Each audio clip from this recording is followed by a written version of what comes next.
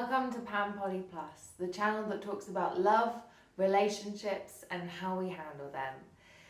So this video has been a long time coming. I think it's been 9 months since my last video. So where were we then? 9 months ago, I was breaking up with my boyfriend. I'd gone through this horrible medical situation that had gone terribly wrong, and I will explain what happened then, but today's video is just a catch-up video over what has happened in the last 9 months, because so much has changed, and not just my hair. So where are we now? Josh is still with the non-binary person that he was with before, but has added an LDR, a long-distance relationship, since then, with a wonderful person who's currently traveling in Spain, well, living in Spain, and sort of got stuck being a tourist or trying to do world traveling during Corona, and then found they had to sort of just shelter in place. And I am broken up with my ex-boyfriend still, but I now have a new boyfriend and a girlfriend, which I was waiting for a girlfriend for so long, and it is so glorious to finally have that person who I knew was out there. I think for like 2 years, I kept saying to everyone, I feel like she's out there, I just don't know where she is. And she's finally here. She turned out to only be about half an hour trip away from my house, which is really convenient. And she's amazing, and she brings so much joy to my life. It's unbelievable.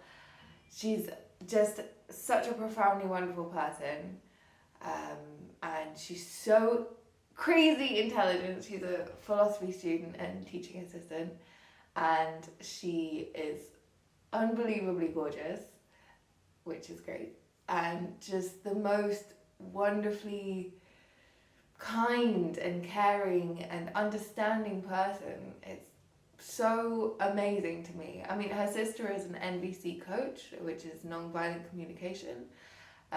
So there's already some kind of exceptionally good communication in the family, and she definitely brings that to the table. She's also done some non-violent communication work as well.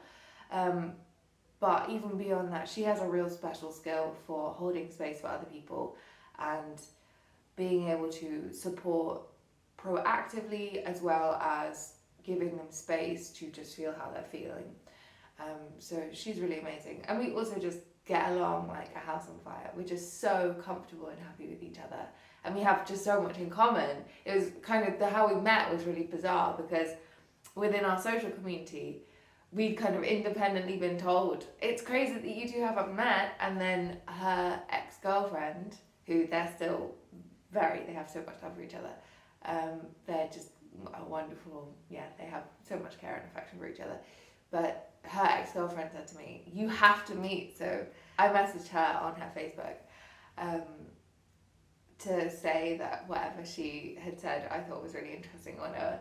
And I genuinely wasn't thinking about us dating. It would never come up the subject of maybe you guys should be dating.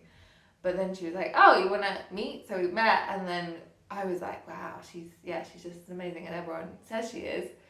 And it still didn't occur to me that she might want to date me at some point. And then she messaged me saying that she would like to go on a date with me, and I found it completely unbelievable. I was staring at my phone like, oh? Because, she's a pretty spectacular human, so that was pretty awesome. We've been dating for about 4 months. I've already been to meet the parents. It's already Facebook official. Everyone knows about it. I mean, like, stereotypically in female relationships, there's kind of the assumption or the idea that we just kind of, by the 3rd date, we've got a cat and we've moved in together.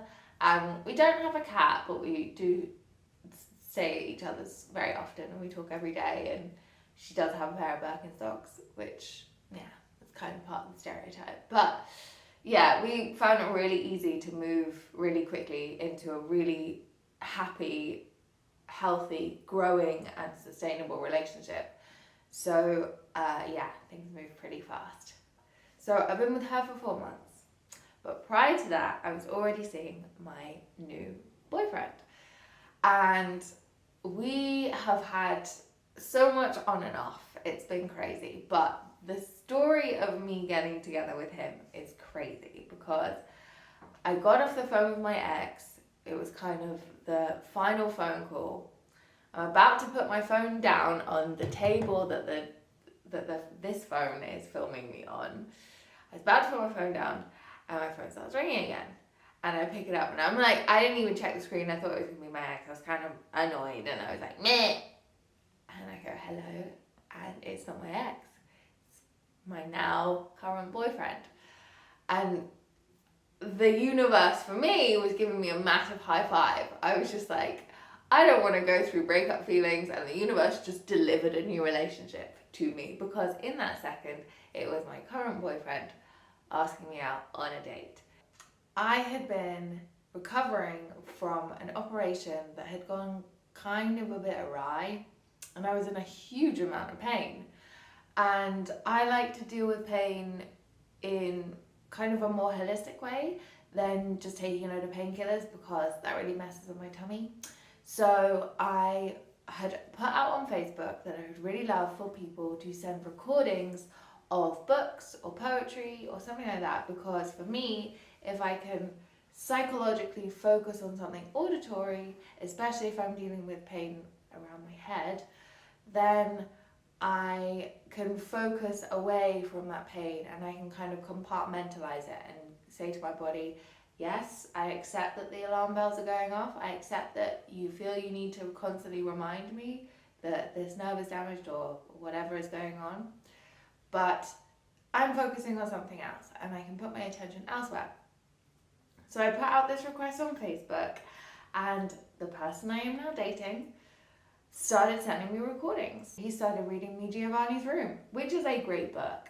He was sending so many caring and affectionate messages that I felt like, yeah, I can grow and trust this person. And so not that long afterwards, we went for a date and I instantly thought, absolutely not, no way, there's no way in hell that we will ever be a relationship, because on that date, he announced that he hated kitchen table poly, and I am an absolute kitchen table poly person. For those who don't know what that means that you kind of, not necessarily around an actual kitchen table, but you sort of bring everyone together and you have this really open communication between all the members of your polycule.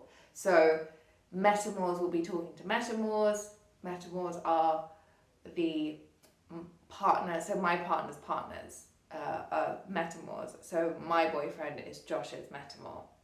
My now boyfriend at the time was like, no, I don't want that. I like to just like everything to be simple. We just see each other and we see each other and we don't have to futz around with like when, you know, how all of this complicated web of things. Things have now changed quite a lot, and actually he was the one who instigated getting Josh's WhatsApp number so that they could talk together. And like he came over for Christmas, and just yesterday I was hanging out with him and my girlfriend, and they were actually, she was a judge and he was doing the tech of an event together. They're quite well connected, and so the kitchen table poly has kind of eventually happened. And in fact, one time we were in a kind of triad situation where we were literally sat around the kitchen table talking about everyone's needs and how to connect and this kind of thing. So that's changed, but at the time he very clearly announced that he was not a fan of kitchen table poly, and I was just like, well, no, there's no chance then. We operate in poly way too differently. So I was like, oh, okay, well, this will be a lovely friendship. He kept reading me Giovanni's Room for a bit longer than that, and then at some point I came over and we were hanging out, and at the end of me, right before I was about to leave, he said, I would really like to kiss you. And I think at the time I felt like, well, there's no harm in just a kiss. We were part of a very open community, which is also something I'm going to do a video about, which means that these things don't usually have so much meaning behind them. So it's quite okay to be physically explorative with people without meaning you have to jump into a relationship.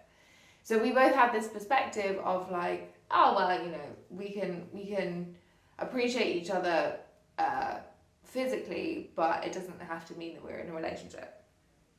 So that's kind of how it was for a while. And then our connection just kept getting stronger, and we were seeing each other more and more often. He lives really close to my work, so it was really easy to nip over there after work, and we ended up finding that we actually really enjoyed each other's company, and we were finding that we wanted to spend more and more time together, and that for me meant that I felt more comfortable with a sense of stability, and I really wanted to be in a relationship. And he felt that he was showing a lot of commitment already without us having to have the label of like girlfriend and boyfriend. So we went for a long time without the label of girlfriend and boyfriend, and I felt quite strongly that I loved this person and that I felt able to communicate that. And for him, because he went through a breakup and a divorce and all of this kind of thing, he's like, no, I don't want to be that vulnerable. That gives me a lot of fear. I don't feel I can communicate that. So we were together for quite a few months where it was me saying I love you and being okay with it not having to be said back. And we did eventually get to the point where we were using the label of girlfriend and boyfriend, because that was kind of a communication point where I was like, I think I need a label to feel stable, which I'm completely aware is ridiculous. Like, what is, you decide the meaning of a word, so you decide how stable that word, how stable the context of that word is. I can kind of philosophically see that it's silly to want the label of a girlfriend or boyfriend as like some kind of point of, oh, now that we call each other girlfriend and boyfriend, we have a stable relationship. Like, that doesn't make any sense. You create that stability outside of what you call each other. But for me, I just really wanted to be called his girlfriend, and I really wanted to call him my boyfriend. But actually, there's quite a lot of respect in our community for being labelless and just being able to operate without these kind of tags.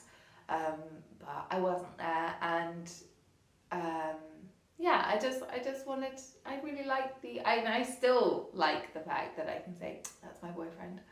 Same as like whenever I call my girlfriend, I get this like bubbly feeling of joy. It's just very exciting to me. I feel I'm quite good at being able to bring up these like honeymoon feelings, or this NRE, new relationship energy, consistently within the relationship for many years. Like with Josh, every time I call him my boyfriend, I get the same bubbliness, and we've been together for 6 years. So yeah, that was something I really wanted, and I was okay with the communicating love verbally one way. There became a point where, because he was still recovering from a breakup and I had moved on quite quickly from breakups, I found that I was ready. I was totally in a place where I was like, yep, I moved on from my previous relationship. I'm totally ready to move on to the next thing. Whereas he wasn't. And it had been a couple of years since his breakup. So I was kind of like, what?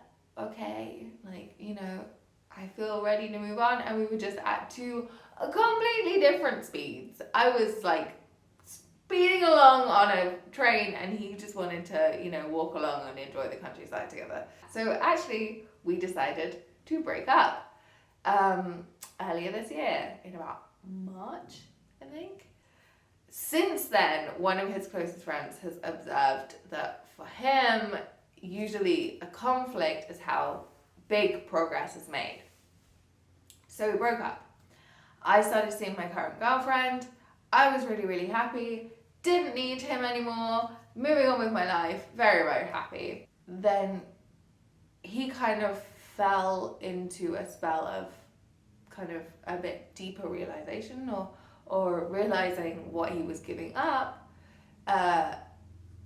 by not being so flexible about my desires in the relationship. And also I had to do a lot of reflection about where I had been using my actions to try and get this I love you out of him. So I wanted him to say I love you. There was a lot of time where it was just me saying it, and I wanted that out of him. So I was doing things that were kind of like pushing my comfort zone and pushing my boundaries in order to get him to tell me that he loves me. And that is so unhealthy. That is so deeply unhealthy. So I sent him this 9-page letter apologizing for all the ways that, I mean, that is manipulative behavior. Straight up, that is absolutely manipulative behavior. So I sent him this 9-page letter pointing out the things that I had done wrong in the relationship and the things that I felt made me feel like there also wasn't so much space for my boundaries to be heard, even when I was able to articulate them and try and stand up for my boundaries. So I sent this 9-page letter, and at the end of it I said, I still love you, that doesn't change, and that doesn't change regardless of the status of our relationship. So I was at that point where I was like, I love you regardless of how we're connecting, that love is there. And it wasn't a thing of me saying, oh, we have to get back together. At the time, I didn't want to get back together. I was so happy with my girlfriend. I was so happy with Josh. I felt amazing. So I was just saying, like, I love you as friend or as emotional home, whatever it is. So that something in him realized, I have quite strong feelings for this woman. And we ended up still hanging out through this phase. It wasn't super regular. We took quite a pause from hanging out, but we ended up being around each other through this journey, and it was very interesting to see how deeply and honestly and caringly we were connecting. There was a point where I said to him that I want to be his emotional home. I'm gonna make a video about what that means to us and what that whole journey was with us, because this is just kind of a catch-up video of where we're at now. But when he heard that I was still invested in being in his emotional home, things changed for him. He realized that he felt safe with me. He realized that he could open up and be vulnerable with me. And he realized that he wanted to move on. The next time that we saw each other, he told me that he loves me. And since then, he has told me how much he loves me every single day. We've been together for a couple of months now again. And it has just been so amazing. We're not so anxious about making sure that there's that safety there. We just feel a natural commitment that makes us feel like we have more room to connect, because we're not panicking about, is this person going to be around in 2 months or whatever. Since then, we've gone on vacation together, and he started hanging out with my girlfriend, and he and Josh know each other really, really well, and it just feels so natural that I've actually got this polycule that I've been dreaming about for a really long time. The next videos that are coming are going to be about the medical thing that I went through, and then I'll do a video about being an emotional home. But yeah, as of now, I'm super, super happy, and so this was the catch-up video. All right, bye.